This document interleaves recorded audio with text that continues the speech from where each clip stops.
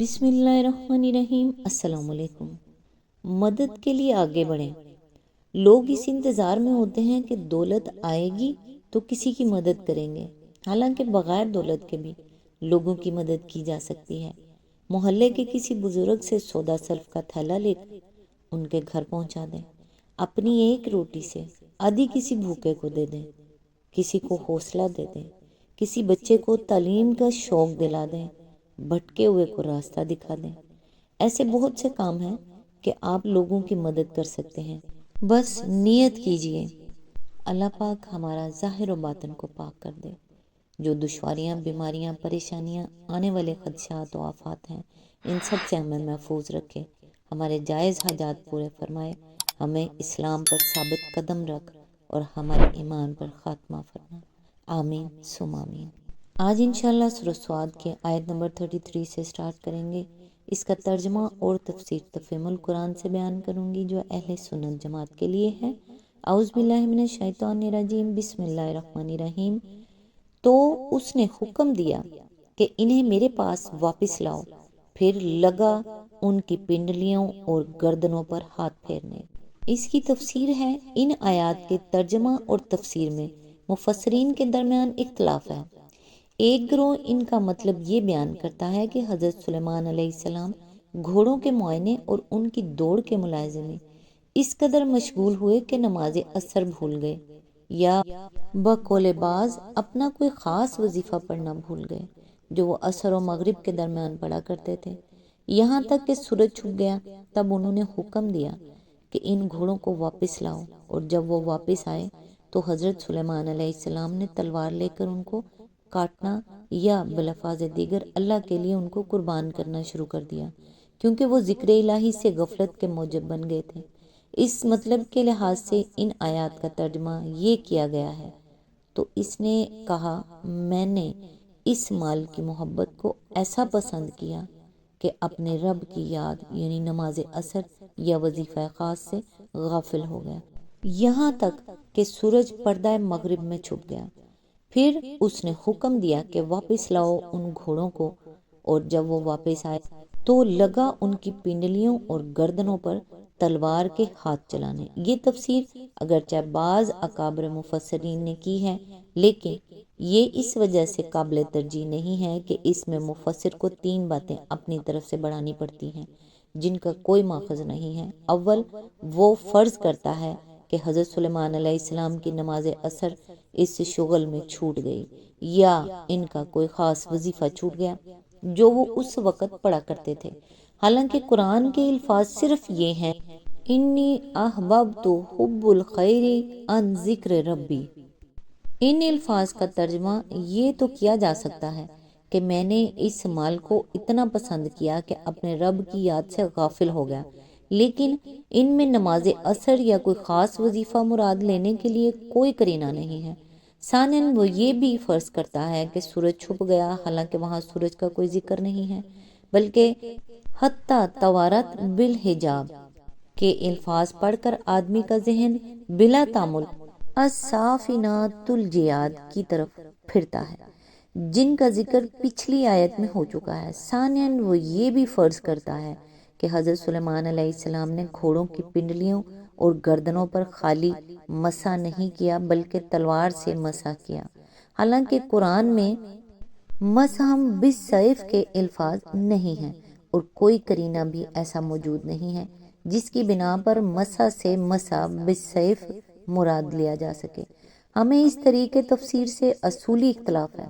ہمارے نزدیک قرآن کے الفاظ سے زائد کوئی مطلب لینا 4 ہی صورتوں میں درست ہو سکتا ہے، یا تو قرآن ہی کی عبارت میں اس کے لیے کوئی اور قرینہ موجود ہو، یا قرآن میں کسی دوسرے مقام پر اس کی طرف کوئی اشارہ ہو، یا کسی صحیح حدیث میں اس اجمال کی شرح ملتی ہو، یا اس کا اور کوئی قابل اعتبار ماخذ ہو۔ مثلا تاریخ کا معاملہ ہے تو تاریخ میں اس اجمال کی تفصیلات ملتی ہوں، آثار کائنات کا ذکر ہے تو مسند علمی تحقیقات سے اس کی تشریح ہو رہی ہو، اور احکام شرعی کا معاملہ ہے تو فقہ اسلام کی ماخذ اس کی وضاحت کر رہے ہوں۔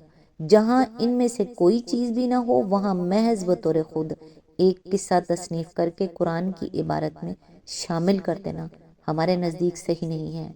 ایک گروہ نے مذکورہ بالا ترجمہ و تفسیر تھوڑا سا اختلاف کیا ہے۔ وہ کہتے ہیں کہ حتی توارت بالحجاب اور ردھا الیہ، دونوں کی ضمیر سورج ہی کی طرف پھرتی ہے، یعنی جب نماز عصر فوت ہو گئی اور سورج پردہ مغرب میں چھپ گیا تو حضرت سلیمان علیہ السلام نے کارکنان قضاء و قدر سے کہا کہ پھر لاؤ سورج کو تاکہ عصر کا وقت واپس آ جائے اور میں نماز ادا کر لوں۔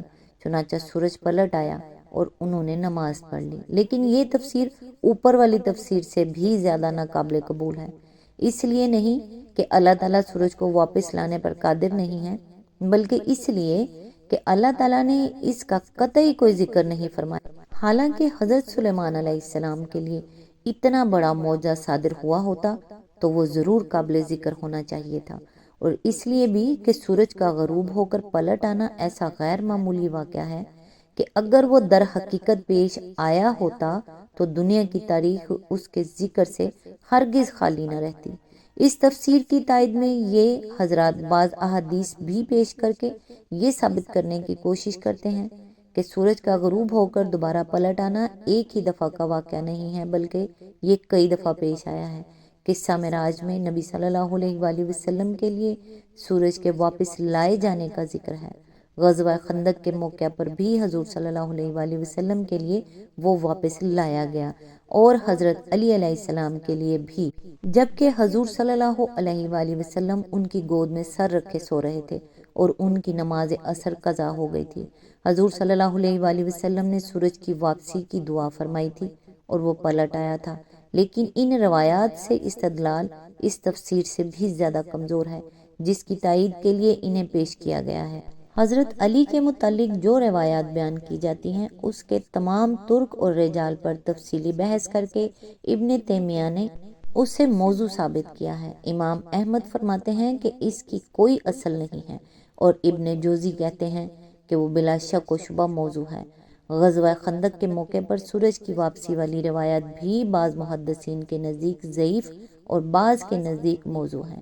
رہی قصہ معراج والی روایت تو اس کی حقیقت یہ ہے کہ جب نبی صلی اللہ علیہ وآلہ وسلم کفار مکہ سے شب معراج کے حالات بیان فرما رہے تھے تو کفار نے آپ سے ثبوت طلب کیا۔ آپ صلی اللہ علیہ وآلہ وسلم نے فرمایا کہ بیت المقدس کے راستے میں فلاں مقام پر ایک قافلہ ملا تھا جس کے ساتھ فلاں واقعہ پیش آیا تھا۔ کفار نے پوچھا وہ قافلہ کس روز مکہ پہنچے گا؟ آپ صلی اللہ علیہ وآلہ وسلم نے فرمایا فلاں روز۔ جب وہ دن آیا تو قریش کے لوگ دن بھر قافلے کا انتظار کرتے رہے، یہاں تک کہ شام ہونے کو آ گئی۔ اس موقع پر حضور صلی اللہ علیہ وآلہ وسلم نے دعا کی کہ دن اس وقت تک غروب نہ ہو جب تک قافلہ نہ آ جائے، چنانچہ فی الواقعہ سورج ڈوبنے سے پہلے وہ پہنچ گیا۔ اس واقعے کو بعض راویوں نے اس طرح بیان کیا ہے کہ اس روز دن میں 1 گھنٹے کا اضافہ کر دیا گیا اور سورج اتنی دیر تک کھڑا رہا۔ سوال یہ ہے کہ اس قسم کی روایت کیا اتنے بڑے غیر معمولی واقعے کے ثبوت میں شہادت کافی ہیں؟ جیسا کہ ہم پہلے کہہ چکے ہیں، سورج کا پلٹ آنا یا گھنٹہ بھر رکا رہنا کوئی معمولی واقعہ نہیں ہے۔ ایسا واقعہ اگر فی الواقعہ پیش آ گیا ہوتا تو دنیا بھر میں اس کی دھوم مچ گئی ہوتی۔ بعض اخبار احاد تک اس کا ذکر کیسے محدود رہ سکتا تھا؟ مفسرین کا تیسرا گروہ ان آیات کا وہی مفہوم لیتا ہے جو ایک خالی الذہن آدمی اس کے الفاظ پڑھ کر اس سے سمجھ سکتا ہے۔ اس تفسیر کے مطابق واقعہ بس اس قدر ہے کہ حضرت سلیمان علیہ السلام کے سامنے جب اعلیٰ درجے کے اصیل گھوڑوں کا ایک دستہ پیش کیا گیا تو انہوں نے فرمایا یہ مال مجھے کچھ اپنی بڑائی کی غرض سے یا اپنے نفس کی خاطر محبوب نہیں ہے، بلکہ ان چیزوں سے دلچسپی کو میں اپنے رب کا کلمہ بلند کرنے کے لیے پسند کرتا ہوں۔ پھر انہوں نے ان گھوڑوں کی دوڑ کرائی یہاں تک کہ وہ نگاہوں سے اوجھل ہو گئے۔ اس کے بعد انہوں نے ان کو واپس طلب فرمایا، اور جب وہ واپس آئے تو بقول ابن عباس حضرت ان کی گردنوں پر اور ان کی پنڈلیوں پر محبت سے ہاتھ پھیرنے لگے۔ یہی تفسیر ہمارے نزدیک صحیح ہے کیونکہ یہ قرآن مجید کے الفاظ سے پوری مطابقت رکھتی ہے، اور مطلب کی تکمیل کے لیے اس میں ایسی کوئی بات بڑھانی نہیں پڑتی جو قرآن میں نہ ہو۔ نہ کسی حدیث میں اور نہ بنی اسرائیل کی تاریخ میں۔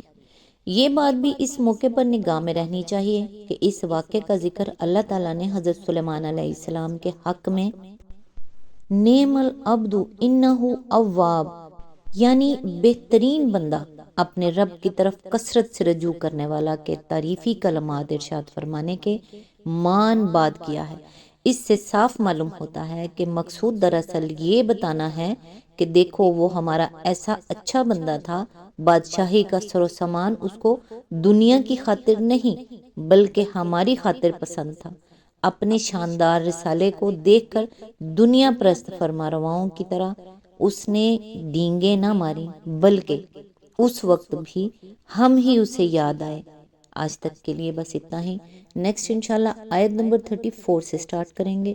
تب تک کے لیے دعاؤں میں یاد رکھیے گا۔ اللہ حافظ۔